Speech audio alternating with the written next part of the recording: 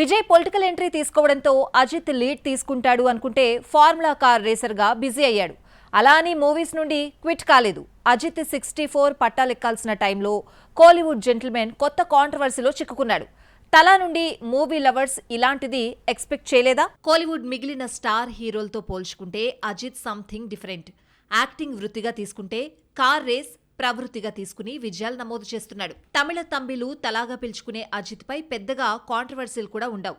అలాంటిది ఏరి కోరి ఓ soft drink యాడ్లో నటించి వివాదాల్లో చిక్కుకున్నాడు అజిత్.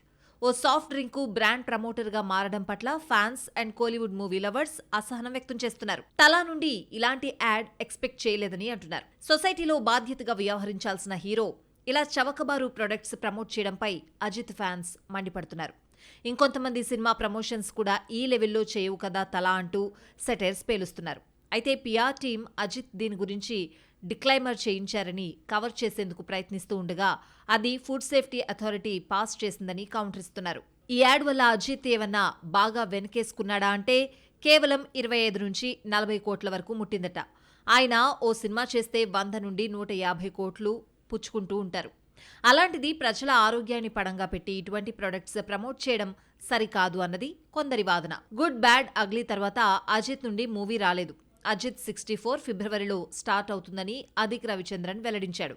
ఫెబ్ దాటి మార్చి కూడా పూర్తిగా వస్తోంది, కానీ అప్డేట్ లేదు. కానీ తలా భారీ రెమ్యూనరేషన్ అడిగి నిర్మాతలకు చుక్కలు చూపిస్తున్నాడట. 180 కోట్లు అడగడంతో టాలీవుడ్ మేకర్స్ తప్పుకున్నారని సమాచారం. నెక్స్ట్ సినిమాలకు ప్రొడ్యూసర్స్ కరువవుతున్న వేళ అతడే నిర్మాతగా మారబోతున్నట్లు తెలుస్తోంది. రేసింగ్ పై ఎల్ విజయ్ తెరకెక్కిస్తున్న డాక్యుమెంటరీని నిర్మిస్తున్నాడని తెలుస్తోంది. ఏది ఏవైనా కోలీవుడ్ జెంటిల్మెన్ గా పేరున్న అజిత్ పై ఈ యాడ్ ఓ మాయని మచ్చలా మారిందన్నది వాస్తవం.